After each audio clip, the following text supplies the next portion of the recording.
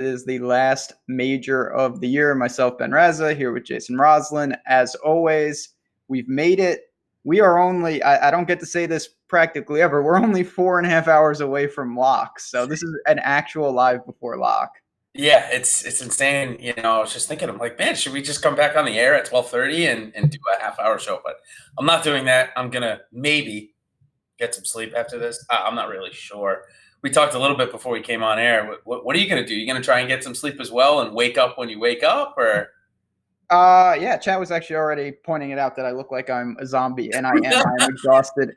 I'm definitely going to try to sleep after the show. Wake up. You see, it's such a tough thing because Griot tees off at like 1:45. Oh And with God! a guy like that, if you don't see him at the beginning, it's already going to be over probably. So By the time you wake up, if I wake up at 3 or 4, he's already going to be many over par. So I might just stay up and watch him and Charlie Hoffman implode and then go to sleep. Obviously, we got a lot to discuss. I got Andrew Putnam at 7:10, which is 2:10. So I'm right in the same boat. Yeah, there's some important people going right off the bat. So I'm gonna do the best I can. Yeah, I'm excited. This week it's obviously condensed, as we just talked about. Some of the content that we normally do, we're just putting out right now or going to be putting out, and all of a sudden now we're at lock. So obviously a really condensed, shortened week, and it's a major. So it's been a ton of fun. I'm excited to see the course. But let's talk for just a couple of minutes about the weather. I use, there's so many different sources, right? There's probably 100, 150 out there. I use Windfinder, and it looks like the wind is maybe going to peak tomorrow morning, somewhere around 11 a.m. Again, it could change. We are talking about the most variable weather part of the country or part of that world. So it could change in 5 minutes. But what are you doing with it? Are you seeing the same thing I am, or are you seeing something different? No, obviously that's one of the hottest topics of this whole tournament is with the wind, with the weather.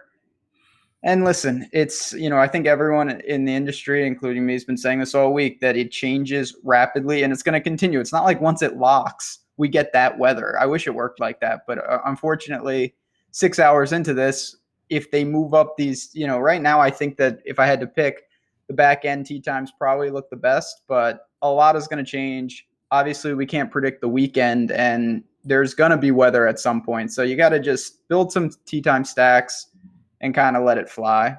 So the major difference is that it looks like from, if everything turns out exactly right, which it won't, let's just say if it did, it looks like the morning tomorrow around 10 o'clock to maybe 11, 12, looks like it's pretty sustained gust at above 20 and gust all the way up to 30. That's kind of the period of time we're talking about. However, in the afternoon, if you get one of those afternoon rain spouts, that's going to bring the same exact type of wind pattern with rain. Doesn't look like there's rain in the morning. So, like you said, I'm doing tee time stacks with my MME. I'm actually not trying to worry about it too much in my big dollar lineups. I want to put my guys there, and if I got 2 guys in the morning and 4 in the afternoon, or vice versa, I'm just dealing with it because I'm going to hope that the best players in the world will find a way to get it done for 2 days. And then the conditions on Saturday and Sunday are everybody's got to play them for the tournament. So that's just kind of my quick little 2 minutes on the weather. Are you taking the same bout, or are you actually only doing tee time stacks? No, I absolutely, I think it just gets too hard. You're pigeonholed into decisions where you only have a couple options at some of these price points. And yeah, obviously you can be in an advantage, but I'm not going to just force guys into lineups because they're near guys that I like. That just seems a little much. So yeah, I have some, and obviously it's really one of those things. If I have a lineup and I notice, wow, 4 of these guys are in the afternoon, and then I have a toss up between 2 guys. If one of them is paired, tee time wise next to the other 4, I'm going to lean to that guy, but I'm not going to just manually shove guys into every single lineup like that. Yeah, and we will, as we talk about the guys, we're not going to do tee time stacks that much because every tee time, maybe not every, but a lot of the tee times are great. But what we will do is we'll try and tell you guys when they're, I have the tee times pulled up in front of me. So we'll try and make note of afternoon and morning. And again, everybody, the cool thing about playing in Scotland or in Ireland or in England at this time of the year is you get like 14 hours of sunlight. It's crazy. So everybody in the tournament is teeing off of 1 on Thursday and Friday. So that's nice. We don't have to deal with, playing opposite sides of the course. And they're teeing off all the way until 4:00 in the afternoon. So, I mean, it's pretty amazing. They were playing golf until 9:00 last week in the Scottish Open. Just kind of cool. So I like that personally. I would rather have everybody start on 1, everybody starts on the same level playing field, and then it's scattered tee times. So, all right. So let's talk about a couple going out tomorrow morning, which is actually, as we talked about, in about 4.5 hours. You mentioned right off the top, Emiliano Grillo. He's playing with Sung Kang and an amateur. I believe it's Thurloway. Thomas Thurloway. Yeah. We don't have to talk about him, but tell me about Grillo. He's kind of been off the map a little bit. He's down in that value price range. Are you playing him alone, or are you pairing him up with Sung Kang, who has made 2 straight cuts at the Open? No Sung Kang. I do have some Grillo. He's not my favorite guy in the low 7s, but that is a range that it felt like no matter what build I took, I needed at least one guy right around there. And it's a range that's not devoid of options. There's a ton of guys that I think you can look to. Some are Euros, some are guys that we see kind of weekly. Grillo hasn't been on the mind. Obviously, he's a egregious scrambler, and he can't really putt. That doesn't seem good, but he is a great ball striker. I think he could do worse, but I also think he could probably do better. So not a strong take, really, one way or the other. Yeah, I think it's interesting that Kang in both of his tries here has made the cut each time, and he's a guy that like comes in the top 5 or wins and then misses a ton of cuts. So interesting that he's had some consistency here. Especially at a major. The next tee time after this, and we're not going to go tee time by tee time. I just happen to see 2 guys here, and give props to FanDuel. They put out some decent contests this week, and they all filled with ease. They actually put out secondaries, whereas DraftKings has put out very small secondaries. So kudos to FanDuel. They came out with some pretty good contests this week.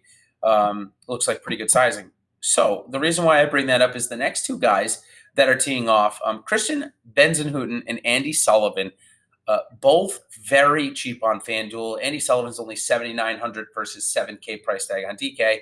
And Benzenhuten is $7,700, and I believe he's $6,800 or $6,900 on DK. Both playing some really good golf on the European Tour. Did you get interested in either of those guys? I actually did on FanDuel. Thought they were just a really good price point for me to fit in some of those top guys. So Andy Sullivan is a guy that I'm playing a good amount of actually on DraftKings flat 7. Just someone we don't see a ton in the States, but he's just a very good player. He's playing well, Irish, Scottish Open. That's his style. And these are the type of guys. I think this is a good tournament for him. He's not the longest hitter, but he knows what he's doing. Has enough experience for me that you're really asking him to just make the cut. Obviously at 7K, so he's someone again in that Grillo range that I was pretty comfortable playing. Yeah, absolutely.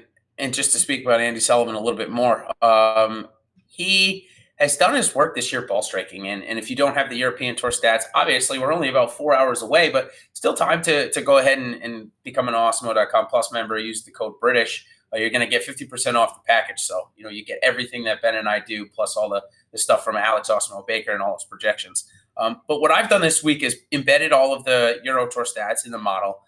So you can see all of the Euro Tour guys and how they do. And about 1.13 strokes per round, Andy Sullivan this year on his ball striking, which is really good for a guy that is good and crafty around the greens. He's actually in the Millie Maker winning lineup. I think it was the year before the Spieth win in 2017. I think it was the 2016 year for the Open. So he's been there. He's timed and tested. So I like Andy Sullivan, and I like Benzenhuten, who's had a really, really good year, 25-year-old from South Africa. So, and then the next tee time that I'll bring up is the 2:30 tee time. So that's 7:30 local time. Is Andrew Putnam. He's playing with Padraig Harrington and Matt Fitzpatrick.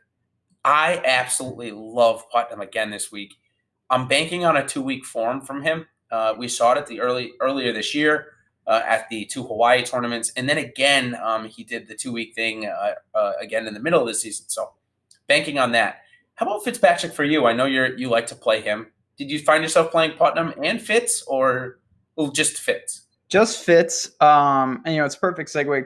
Obviously, we're talking tee times. But Fitz is a guy, another one. He's not a long hitter. He's accurate. He gains off the tee. He doesn't mind wind. Plenty of experience. We know that. And he's in an interesting price range. He's in that mid sevens with guys like Webb, with guys like Wallace, who's a little more expensive. But you have some options there. RCB, another one. Eddie Pepperell. So you again, if you want to pivot off a guy like Fitzy, I think he's one of the more stable options. But there's plenty of different targets in terms of your risk tolerance. So it couldn't get you to Putnam this week, huh? No, it's funny. He's a name that I know a lot of sharp people really like. And I looked at him, and I don't know. I'm not seeing it. He's a guy that, he is consistently gaining with the irons and timely putting. I don't know if you can bank on it, but he has been gaining with the putter. My biggest issue, obviously, is he's got a severe problems off the tee. Even when he's been thriving, he loses strokes off the tee. I'm interested to see how that translates at this course, if he can get away with doing that. Yeah, it's interesting because you'd think that at most Open Championships, off the tee probably doesn't matter as much. As we saw last week at the Scottish, like you said, he's not great off the tee. He's not terribly accurate, and he's not terribly long either, which obviously is not the mix you want. But he was able to keep the ball in the boundaries, as they say over there, and keep it either in that short rough or the fairway. And if he's able to do that again, I think he gets through the cut. And at 6,600 on DraftKings, that's my bet. His short game is world class. He's third strokes game putting on the year this year. So I guess that I'm betting on the roll keeping in for 2 weeks. So okay, I think that's some pretty good tee times. As we talk about some of the stars, we'll mention again when they're going off and who they're playing with. So let's go right up at the top, and it looks like, and no surprise that Rory, being the hometown favorite, looks like he's going to get about 18% ownership, which is the top for a guy over 10K. Looks like nobody wants to play Tiger Woods this week, and I'll be honest, every single media outlet has reported that he's tired and he looks sluggish. From the interviews that I've seen, he doesn't look like he's overly excited, to be going on a mission or anything like that. But it's Tiger Woods here. It's before a major. I'm not reading too much into it. Are you? No, it's weird. I guess I'm speaking out of both sides of my mouth. I really am not reading that much into that. Yet I don't have Tiger. Well, and it's. Yeah, I don't think one has to go with the other in this sense. I don't think so either. It may be somewhat counterintuitive, but no, I don't think that. Obviously, and we can say this in hindsight, but I don't think it was a stretch to really see this after the Masters. That took a lot out of him. He said as much, and that's not a surprise. But he really is kind of just playing major to major, and I don't think Tiger's going to play poorly, but this is a massive opportunity cost. You can take a discount to guys like Fleetwood, guys like Rose. You can find an extra couple $100 and get to guys like Brooks, DJ. Obviously, he's up there, but you're just asking a lot from Tiger. Coming in 12th and having a nice week, probably not going to cut it. 8,700 at Adam Scott's, Matt Kuchar, Patrick Cantlay's price. That cuts it. That's perfect. For 10-2, I just want to go to $1,200 less and play Patrick Cantlay, Justin Thomas. Like you said, I'm taking a severe discount. And I love Tiger, and you know that, and I love playing Tiger. But I'm only going to play him in the Millie Maker because I just don't see – he would have to come in the top 5, right, to pay off that salary. I don't see him coming in the top 5 this week. I don't think his game is good enough right now, but maybe he's pulling a fast one.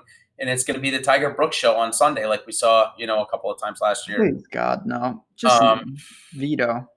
So 11% for Brooks. Obviously, he's going to be a little bit of a leverage spot for people that want to go and get 2-3x of these guys. He's definitely able to do it. I didn't find myself doing it yet again. What a surprise. The run will end eventually. I don't know that it's going to be this week. But even Tiger's run ended, and he's not as good as Tiger Woods. So do you think this could be the end, or do you think it's going to happen sometime next year? Do you think Brooks comes another top 5? No, but I didn't think that he would have done multiple things that he's already done this year. So what can you say? The guy's unbelievable. We're talking about this off air a little bit. It's interesting. When you look at Brooks just with the pure data, it's a tough sell. It's a pretty easy fade. But then He's you an have to 8,300 golfer. like, but then you have to ask yourself, and it seems like the answer is yes. Is the data kind of bared because he can flip a switch? Obviously, in a regular run-of-the-mill event, this is not the guy we see tomorrow. But having said that, I don't care who you are, as you kind of just alluded to. Brooks is not. I know it seems like he's destined to just win 20 majors in 10 years. That's not going to be happening. So we will see once again. Obviously, time and time again, Brooks has gotten it done. If you want to play Brooks, I totally understand it. I even have some exposure, not flat zero for a change. But there are other priorities, DJ, Rory, when I'm paying up that I just like better. Yeah, absolutely. Totally understand. So let's talk about DJ for a moment because he's coming in off a missed cut. Looks like people just love to play him. He's one of those guys that I feel like he's never going to get below 10% because he's just got such a big following. And of course, he's got that ability to just pop. However, this is definitely his worst major. There's no question about it. He has worse results by far are here. He doesn't have a top 10, I think, quite a while ago. So it's not like he's terrible at links golf or anything like that. But certainly, historically, and if you look at the results, this has been his worst. So at 15% at 10-9 with John Rahm coming off a win on links golf, with Justin Rose, who's been so close so many times, as you mentioned here. Xander Schauffele, second last year, playing amazing golf as well. Do you see yourself playing DJ that much? I heard you mention him, kind of in a spot to pick. And if so, what's turning you toward him? So DJ is one of the more interesting guys. It feels like a somewhat floor price. You look at Rahm, and it's weird. He's destroyed Irish Opens, mostly in calm conditions. He's really had no success at Opens, but I think his game translates even better than someone like DJ. But his price is somewhat premium. And then you have DJ, who's sub 11K, and for him, that's a rarity. I'm not making an aggressive stand with DJ. I do have exposure. I think I get slightly over the field when all is said and done. It's a guy, we know how talented he is. I agree with you, though. This is not the ideal setting for him in majors or even in just courses in general. So I have some, but again, not a guy where if I had one team, he would not be the guy for me. Yeah, I agree. And I don't know if he made any of my big dollars, thinking off the top of my head. I was going to slate him to possibly play in that $300 3-entry contest that DraftKings put out, but I actually I didn't even get in before it filled. That was one of the popular contests this week. A few of them. Looks like I think everything's going to fill. Just a quick note, and on FanDuel, everything already filled. So, okay. So we've talked almost about everybody like above 10K. Talked about Tiger a little bit, how we both kind of feel. I'm a big Tiger fan. I'll probably get, I'm doing 150 lineups in the millie. I'll probably get 10, maybe 15. So somewhere close to 10%, which it looks like the field's going to be. So then we move down to Justin Rose and Tommy Fleetwood's most expensive price at a major we've seen. And with that is coming, looks like his lowest ownership we've seen, about 9%, under 10. So let's just focus on those two guys, probably the two best guys from England competing in this field. Justin Rose is your boy. He is. Right back there. Yes. Is he going to win? Yeah, is he going to win? I hope so. I bet him today. Amongst other things, what can you say? He is just a perfect example. Obviously, the Masters was certainly a sour taste, and that was one of the most egregious miscuts I can ever remember, just because it's such an easy cut. But Justin Rose last year epitomized what I love about him. He made a ridiculously clutch birdie on 18 to get in on the number, and then he came in second. Yep. And he knows what he's doing. He has experience, and he knows it's a 72-hole tournament. The guy just gets it done more often than not. Price is fair. No problems with omitting them and just starting with Rose. I think it makes total sense. I mean, he was right in it at the U.S. Open. Disappointing on Sunday. And it's the second time, I guess, we've seen Rose at a major in the last couple of years not get it done on Sunday.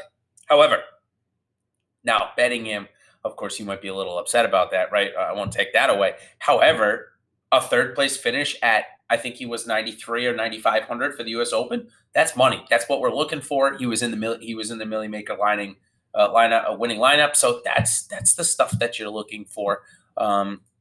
He did rely on his putting, which has been kind of his MO this year in terms of when he's played really well. Obviously, I mean that goes without saying. It's likely he plays good with his approaches and putting. That's what gets him up to the top of the leaderboard. Open cuts, it looks like he's pretty good, just as much as Adam Scott. So I think everything pretty much checks off the board for him. Unlike $300 more expensive Tiger Woods, it just doesn't. And I think that's the point we're trying to make is you've got a guy who's less expensive who, yeah, is going to carry a little bit more ownership, but he's just playing a lot better. And believe it or not, Justin Rose actually this year for the majors has not been heavily owned. Only 10% for the US, 10% for the PGA, and 15% for the Masters. So I'm not going to expect him to get over 15%, which is nice if you're trying to get 2x like we talked about or 3x. You can do that pretty easily. All right, next two guys, Xander Schauffele and Francesco Molinari. You know, I'm a big fan. He's bringing me a lot of success this year. Has Francesco looks like he's going to be under 10%, and Xander just continues quietly. I know Brooks has been incredible. Xander has 5 top 10s in the last 7 majors. It's insane. I love Xander this week. I didn't go to Rose. I went to Xander to start my lineup. So that goes to show you what I feel about him. What are you doing with Molinari? Are you just going to continue to not play him? I know you haven't played him that much this year. Yeah. No, I'm not playing him. Just it's a guy that when he gets going, and we've seen this to great success, when you've been on him, and obviously he's a champ here, when that guy gets going, he's actually unstoppable. But there's a lot of guys like that. And right now he's really in the midst of some really ugly putting, which used to be his Achilles heel. Obviously he's gotten that shored up. And it's just, again, you can't play everyone. I have a lot of guys in the 9K range that I really like. You just mentioned Fleetwood. You alluded to Xander. There's 3-4 guys we haven't even talked about. When you talk about JT, Bryson, Ricky, Cantlay, obviously, like these are all heavy hitters.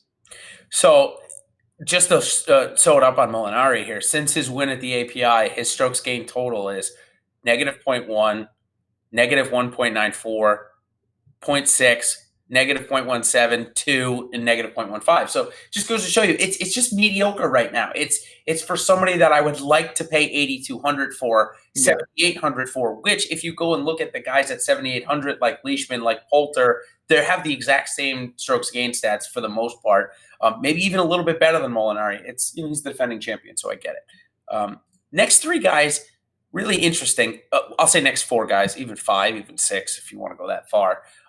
Let's just do Fowler real quick by himself, though. Coming in off the missed cut at the Scottish, where 4 par 5s and a par 71, and he doesn't break par on Thursday. That's concerning. That's really concerning to me. What do you make of it?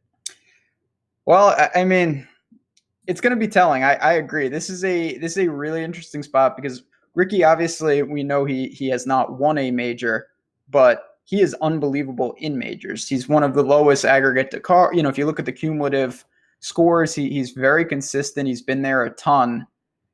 And this does scare me in terms of, he's one of the guys that I rarely worry about a miscut with, even in majors. He just seems to turn it on and get it done. Does he win? No, but he still gets some really valuable scores for you. I think that the miscut equity is higher. Having said that, I still am buying on Ricky. Just sucks me in. I like his game. I think this sets up well for him if the game is in okay shape. Justin Thomas has missed back-to-back cuts at the Open Championship. However, in 2017, I will, trust me, never, ever forget it. It was obviously the year Spieth won, and I had a Spieth Kuchar lineup in the Thunderdome that year that was 5 of 6 with Justin Thomas sitting in it. That hurts. Justin Thomas, after day 1, was sitting in a tie for 6th and fell all the way to miss the cut, almost like a Keegan, 5 spots off of a Keegan. So I believe he owes me one, and his game, I watched as much Scottish Open as I could last week. He is striking the ball so well. He is definitely healthy. He just can't putt. And on these greens at 10.5 stimp meter on bent grass, he's going to be fine. He's going to figure that out. So I'm buying into Justin Thomas. I know you said you like Ricky and you like Rose a lot. Does that mean you didn't get JT, or were you still able to mix him in? No, I got to JT.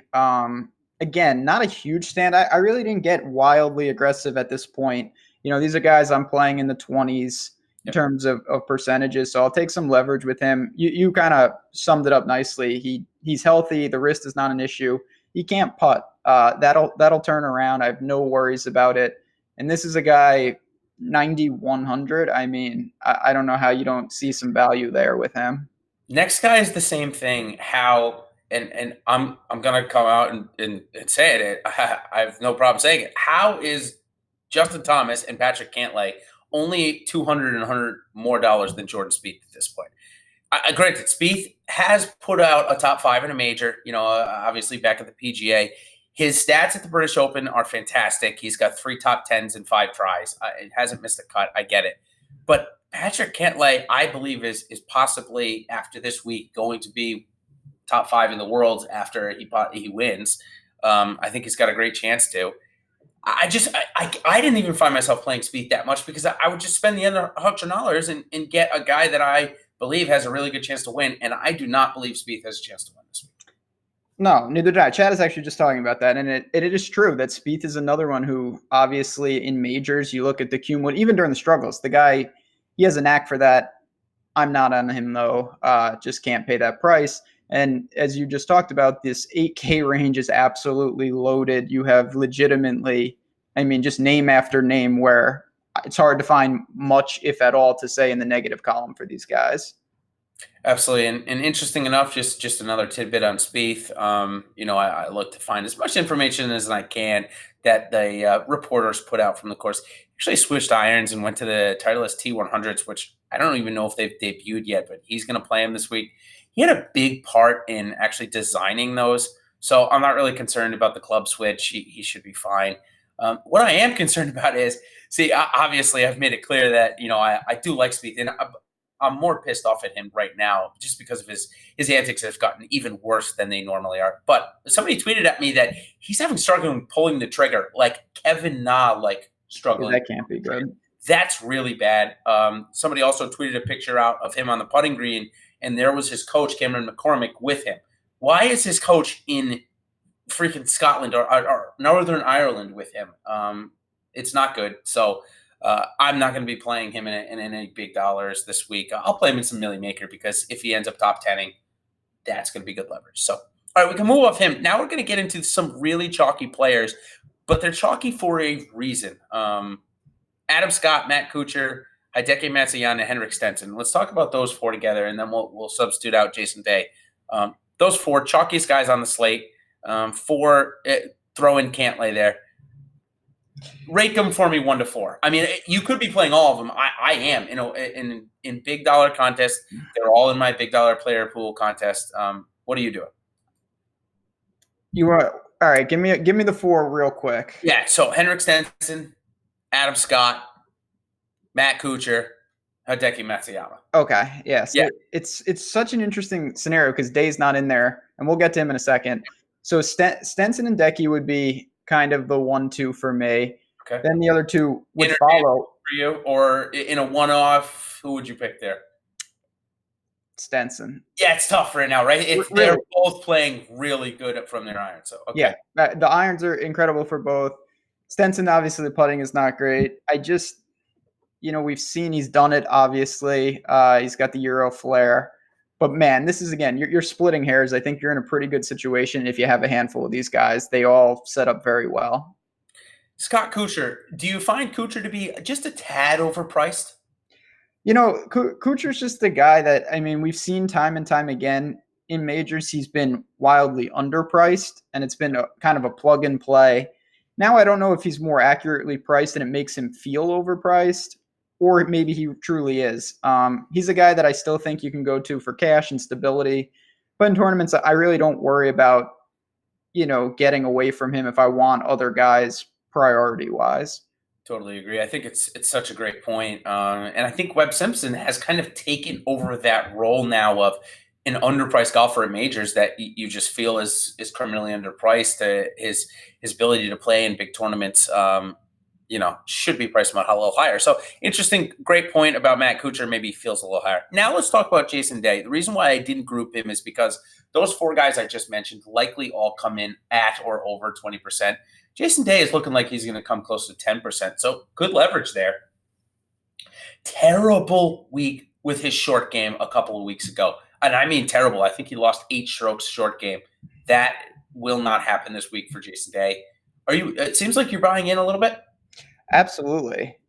Day is a guy that, for me, if I had to rank all 5 of them, he would be first. I really like the spot. He's hitting the ball good. He can't putt. He can't scramble. Jason Day is, I think, the best putter and scrambler in the world. So I will gladly take that situation. Now, there's always added risk with him. It's cold, it's rainy, it's windy. His back, that doesn't seem good. You never know, but that's the kind of thing. If that burns me, so be it. I'll complain next week on the show, and you'll have to listen to it. That's really the extent of all I can do. I'm not going to overhaul lineups based on it. I think it's a fair point. I like him. I found myself going to him, not in my biggest dollar. I just went for a little bit more stability in my biggest dollar. I can't get myself to stomach rostering Jason Day and Louis Oosthuizen in my big dollars because I've seen them withdraw from big time tournaments before. So can confirm. Yes.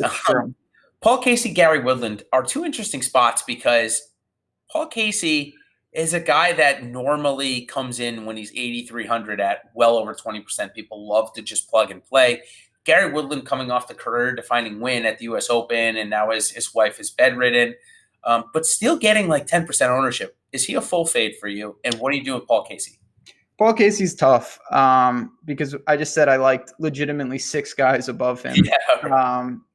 Yeah. There's nothing wrong with Paul Casey, but it's one of those, I just hope I can get away with him coming in 22nd. And maybe he's a fine play for your team, but he's not a killer for me for not having him. Gary Woodland is a pure 0 for me.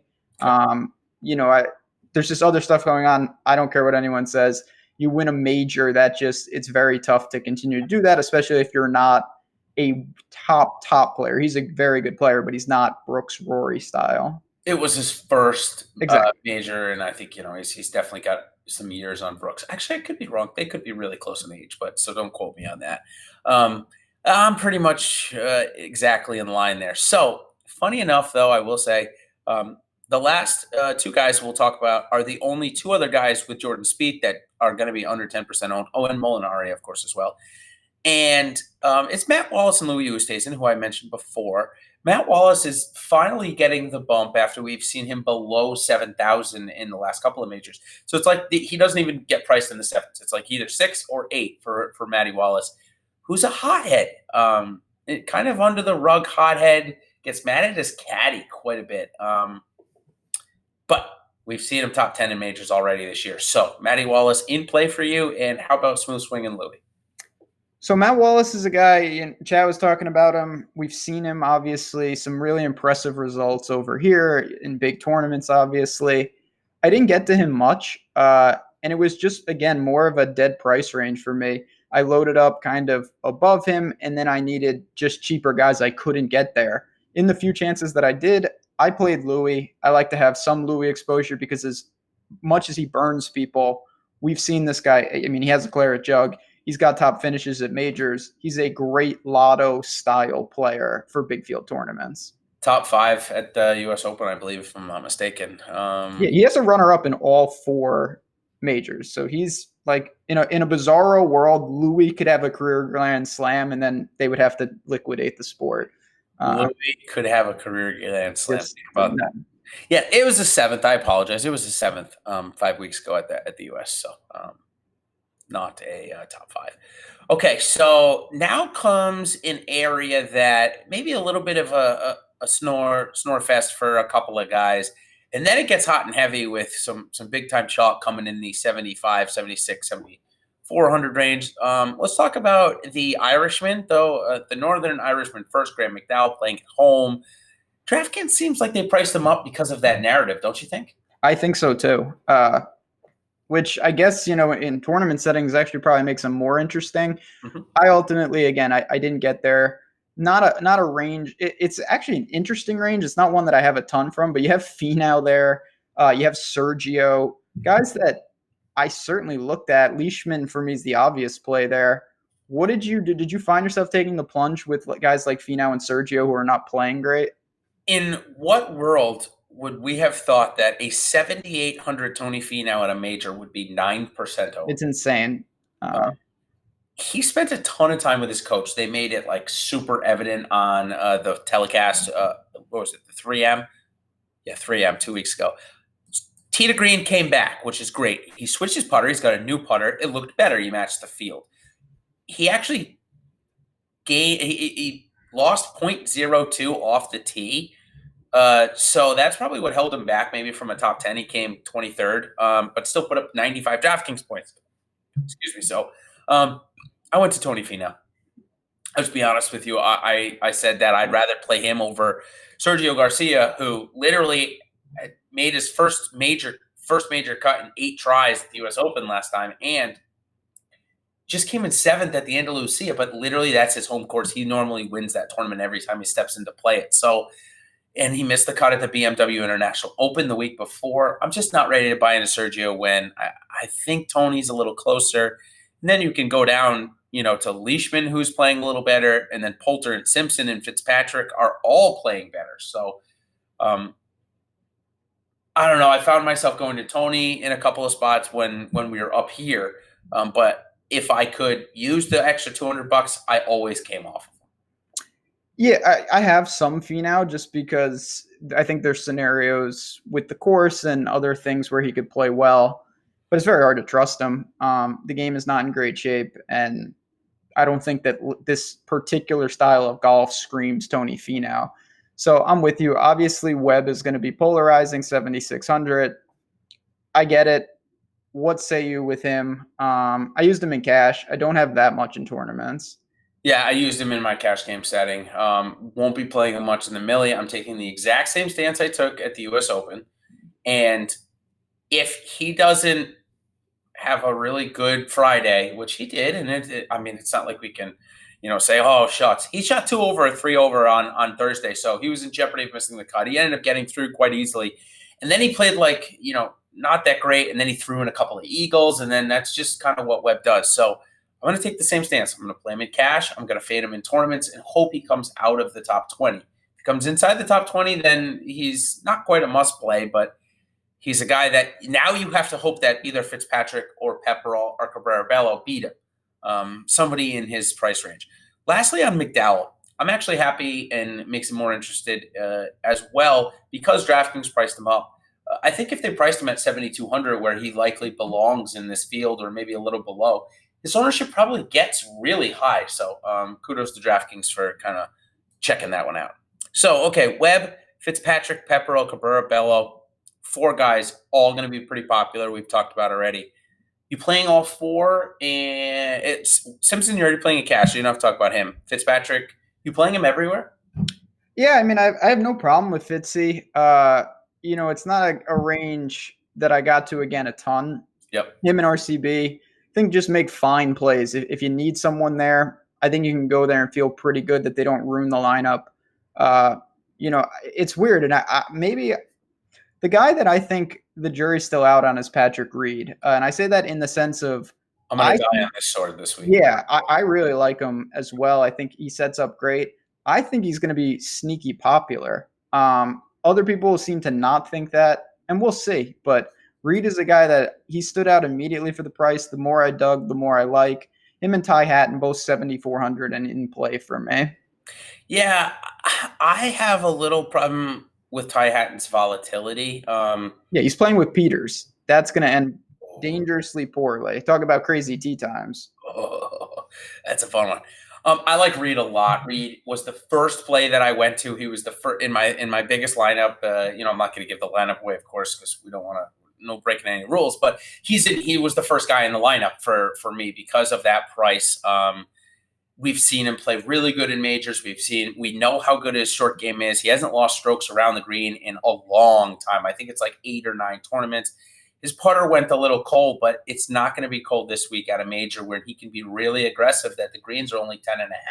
It's not like he's playing Augusta, and if he runs it by, it's going 8 feet by. That's not going to happen this week. I like Patrick Reed a lot. I do like Ty Hatton. The rest of the guys at 7,400, Sabatini, Snedeker, Lee Westwood, I find interesting. But I think Sabatini's run is over. Snedeker, we like on POA much more. I am interested in Lee Westwood a little bit.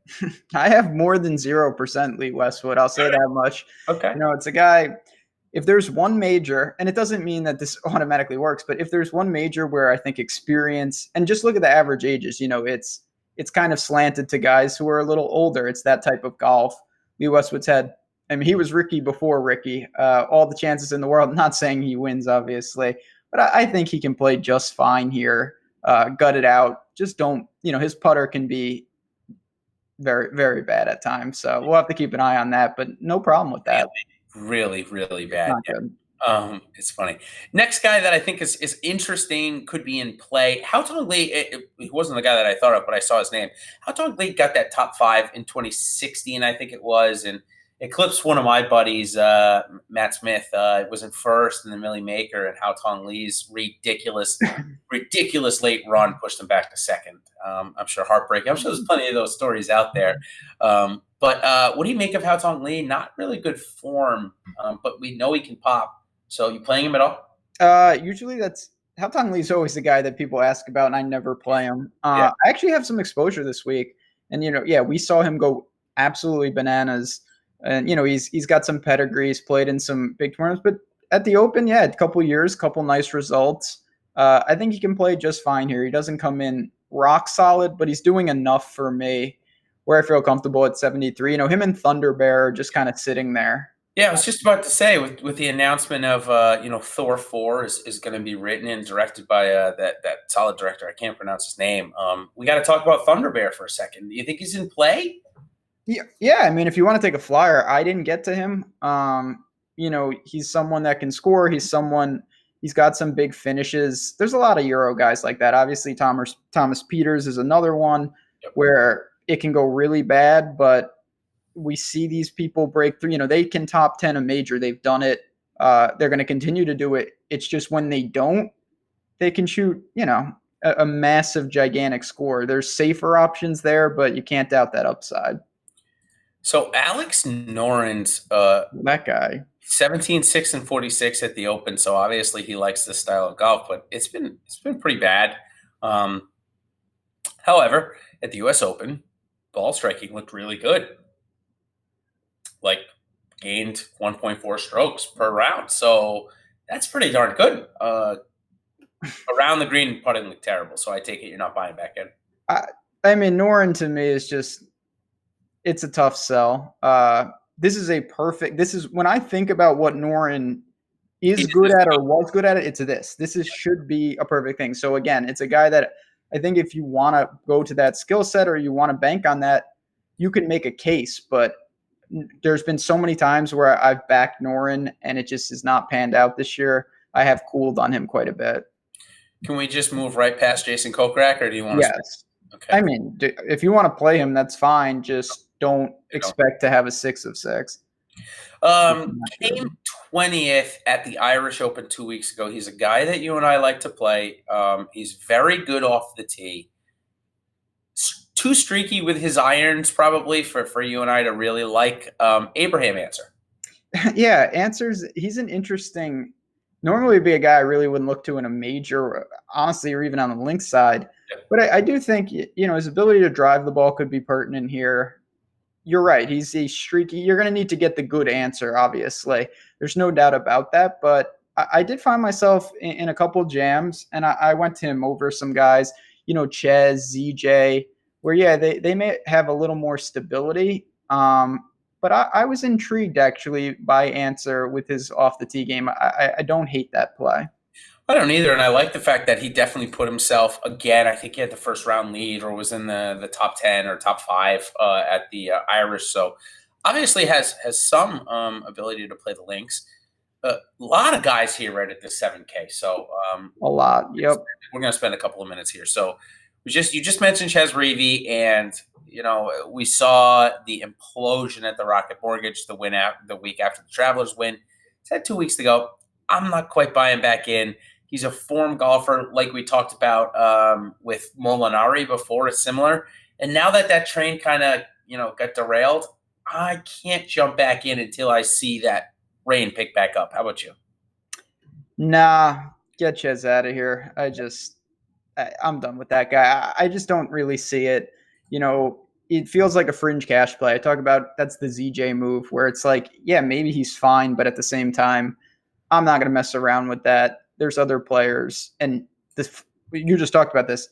There's legitimately like 5 to 10 guys basically at 7,000 that I think you could make a case for. trying to sort through it is the most difficult decision I have on the entire week. What's wrong with Russell Knox? Yeah, well, that's a whole separate show of why he's just not good anymore. It's probably because I like him. Yeah. It's just not working, and he's someone when you don't hit it long, I feel like it's not like you can't be successful, but you have less room for error. So like he needs to be precise with his irons. He can't be screwing around with his putting, and he's just an idiot. Sorry, Russell Knox. I really hope you start playing better because I like to back him, but I am not backing him here. If I gave you 10 tries from the middle of the fairway, Yeah, right. the exact same spot where Van Rooyen was on 2, do you think you could make better than an 8? Could I? No, probably not. But normal, fully functional brain people definitely could. EVR is another one of these guys that. Are you watching, by the way? Yeah, EVR. I mean, if you bet you're on the Euro Tour, like if you want a 68-hole sweat, just bet him. I guarantee you're in contention, and then you will not win. 7,100. He's going to be somewhat popular. That's my one reservation. You have him. Bern Wiesberger, who won that tournament. He's obviously healthy. There's no doubt about that. He's going to be somewhat popular. He's getting a big boost, and I know he's playing phenomenal, obviously. I get it. I get the merit to playing them, but to me, they are still behind a couple other guys at 7K. Yeah, and below for me. The Van Ryn thing, I can't believe he whiffed to. The fact that he just didn't process what he needed to do to make no worse than 5. It's disappointing. Now, granted, at 7,100, if he pulls off that 17th place, but a terrible Sunday, he likely provides value for you, right? I mean, it's likely he made a lot of birdies to get himself into that position. So I don't hate him. He's not in anything big this week. Actually, God, I'm gonna die on this sword. This is likely the sword that I'm gonna die on. But I played Sung J M. Oh, wow. All these guys. Yeah, I know. It's interesting. But what I liked was he is so consistent on and around the greens that I feel like, and he's been very good off the tee recently.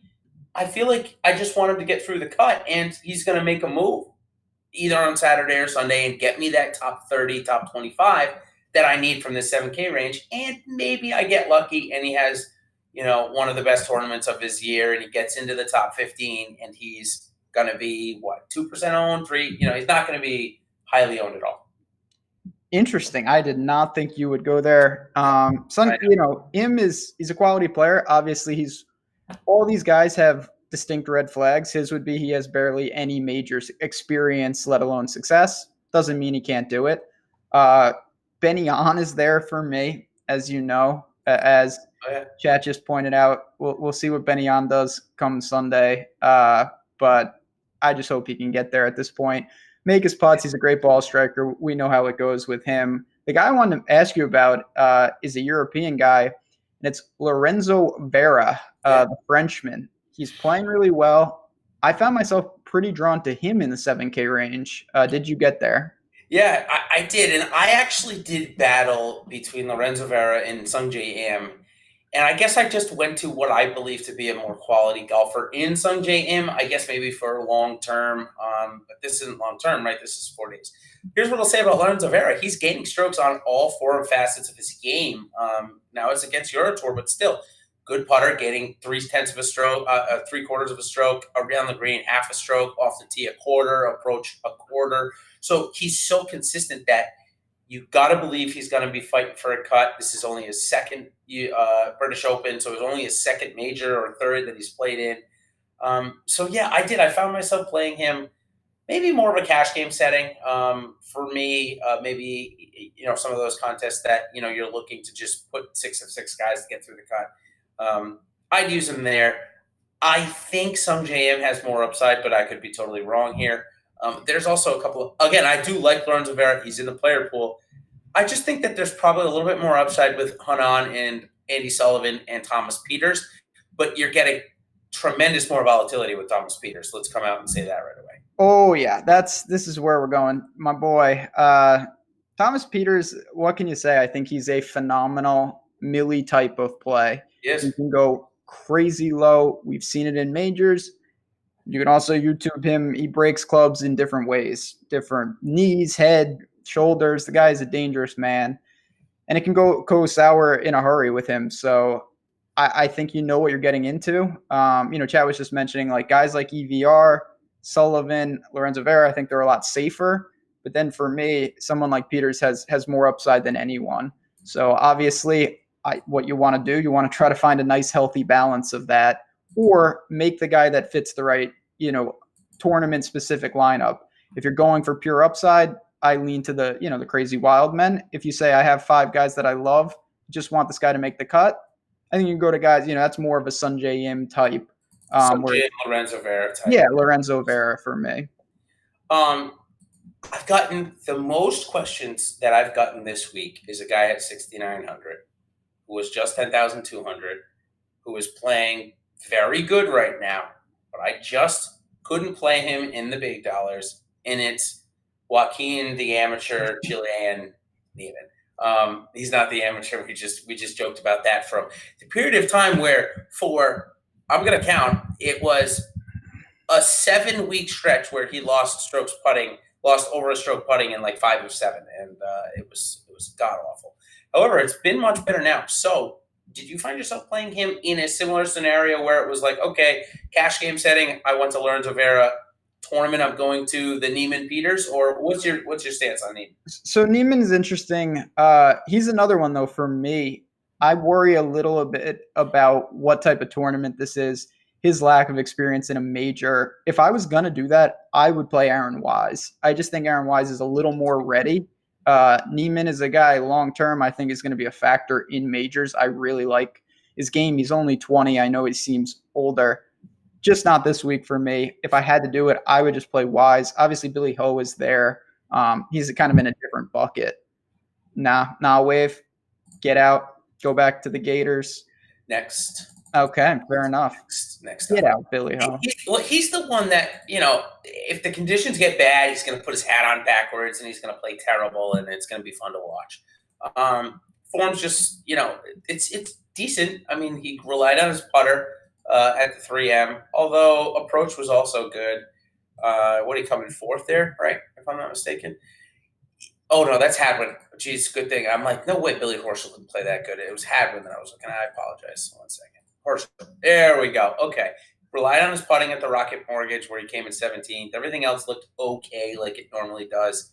I would rather play Adam Hadwin, the guy I clicked on before him, to be honest with you. I think that, the approaches are more streaky, but I don't like Adam Hadwin. I'd actually rather play Dylan Fratelli here. How about you? Dylan Fratelli, tour winner. What can I say? Put it on the board. You know what I would rather do? If you want to wake up at 1:30, talk about the guy you really need to get early. Charlie Hoffman, now that Russell Henley has resurgence, I'm committed to just hanging on way too long with bad golfers. Charlie Hoffman's putter is broken, but if it gets fixed, this is a great spot for him. 125-1 first round leader bet on Charlie Hoffman. When that happens, it's not going to happen. But if it does, I'll look a little smarter than I did before I said that. You won't have to worry about DK week that week when Charlie Hoffman. That'll be helpful for my life. But I think this is a range, obviously, when we're grasping for straws down here. There's not much that you're going to feel too confident in. I tried to avoid it. Did I get down here? Yeah, a little bit. You kind of have to. So a couple of FanDuel plays. We're at 10, but we'll go a little over today since it's the British. So we normally go an hour. We'll go a couple minutes. FanDuel play for me, 6,700 on DK. That's why I'm bringing up now. We're kind of going that range. But he's 7K min price on FanDuel, and that's Bobby McIntyre, the young prospect out of Scotland. He's volatile, but birdie or better. I mean, he just racks them up. Very good on his approaches, very good off the tee. So ball striking is good, getting about a stroke in the third there. So he's a play. Kyle Stanley, pretty good week last week for all intents and purposes. So I think I'm going to play a little bit of Kyle Stanley, not a lot.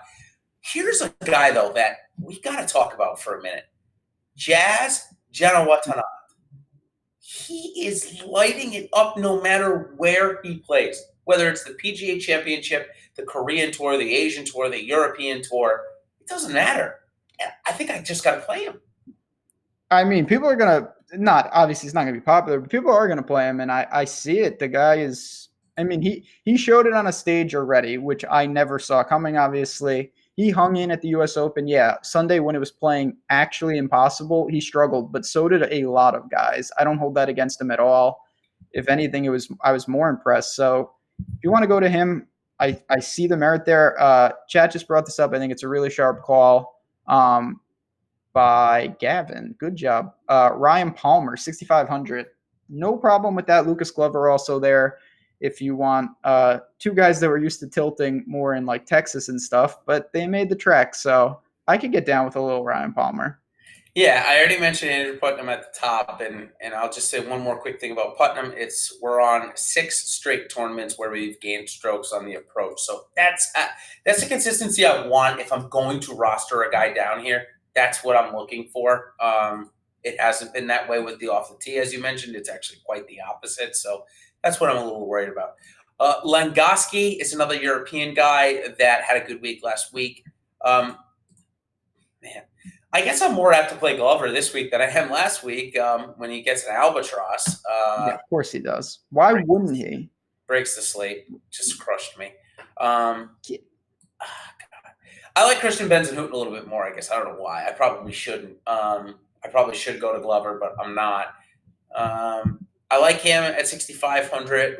Like you said, we're grasping. But Benjamin Hebert at 6,500, I do like as well. I think that he's had a really good season, and he should have won. He should have beat Wiesberger. Brandon Wu, who we talked about a little bit before we came on air. Andrea Pavon is another guy that on FanDuel is the mid price. And then the last one for DraftKings, Nate Lashley, 6,300. I'm going to play this guy. I think he's actually playing pretty good. His putter came back last week. Statistically, he's pretty good, so I think I'm going to play him a little bit. Nasty Nate. Yeah, I mean, down here, you're not going to find much. So if you have a line on a guy, obviously he just won a Rocket Mortgage. Chad is asking, I mean, these are guys, Juice Luton is down here. Not a great fit for me. Xander Lombard, we saw him at one point. He was relevant in this, and then he was back to being Xander Lombard. But I probably am going to avoid it. I will say I have one lineup down here, and I believe the guy I went to is Callum Shinkwin. Yeah, just clicked him. Yep, just and why I did that, because I've played him in Europe, and he can get nuclear hot. I really don't expect many of these guys this low to contribute. So I'm going to really try to avoid it. I think that 6,500 for me is probably my drop dead range if you can avoid going lower. Yeah, Shinkwin, I'll have a little Nate Lashley. I'll have a little Corey Connors. Nothing in serious. Shinkwin gains about a stroke around off the tee, so that's no surprise. Let's see, any other guys that I covered? James Shergu, I believe, is probably the best amateur. Yeah. That's not up first. Suguru. Anyways, highly touted. Like I said, him and Garrick Porteus are going to probably battle it out. I think Garrick, maybe he turned pro. Yeah, some of these Garrick Porteus. Oh, sorry, one more. Hayden? What's that? There's a Hayden Porteus. Yes, yeah, I think it's his brother, but I'm making this up. Sure. All right, Doc Redman, last guy, will play Doc Redman at 6,200 on DK. Don't see a reason not to. The guy is freewheeling it at this point, so might as well just ride the wave. Like I said, we did a pretty good job. There's some real shady characters at the bottom. So let's do this. Let's give our hot takes. Why don't we? Well, I think for a major we should probably we got to pick a winner. Yeah, that's how we roll. I'm just gonna shove my chips in with the guy that I want to back. I really think that Jason Day has a real chance to grab his second major this week. If the game can come together at the right time, this is the type of tournament that he could win. Two ifs. If these two ifs subside, I believe, I really do, and I love him, obviously. I believe he's going to win this week, and it's Patrick Cantlay. If the wind is not terribly severe over the weekend, and if he's able to manage the wind over the first 2 days and get through the cut, I really feel that he's taken the next step in his game this season with the around the green game just being so very consistent, where she wasn't last year. I'm ready to buy into Patrick Cantlay as a major winner. And if he scores lower than everyone else. Yeah, I should have said that too. That would have been a perfect ending. That's how you get those hot takes. Yeah. That's what we do on the show, obviously. But yeah, I mean, real quick, obviously, chat, you have been awesome through all 4 majors. I just want to say a quick thanks to everyone for coming to hang out with us. If you can hit the like button, we did our best. These are some, like I said, shady characters down low with some of these names and some of these guys. But I think all in all, we only have 3.5 hours left. If you haven't built, my final thoughts before we get out of here is really, if you want to give the weather one last look, do so, but then just make a decision. It's going to flip. There's probably going to be some advantage of where you play, but we're not going to know. And it's going to change. And Friday, things could flip on its head. And obviously the weekend is going to be a total mystery. So give it a shot. Take some stands. The Open is always really crazy, but all right, so I got a question to end this. If you're a hand builder and you got 150 lineups and you haven't made one, do you finish them all before tee off? I certainly wouldn't. I don't know if I build like slower than everyone. That would take me a long time. So no chance you would get it done before Andrew Putnam is teeing off. No, you'd be looking at some nice like 10 team trains for me. Little choo-choos in there because I'm not building 150 in 3.5 hours. That's not going to work. I got 115. Good luck to me. Well, you got some work to do. So on that note, we got some birthdays in the chat. Happy birthday. Get that good juju for everyone. Good luck, everyone. Obviously, as we always say, if you have any questions, you should sign up. Use that promo code that Jason mentioned, British. You get 50% off. Find us on Twitter. Find us in Slack. Season's not over. We still have FedEx Cup. We got plenty of stuff going on. Sure do. We will be back next week breaking down, I believe it's the Wyndham, but don't quote me. And on that note, let's see someone go win $1 million, and then you can be the Slack captain next week. So good luck, and we will see you next time. Take care.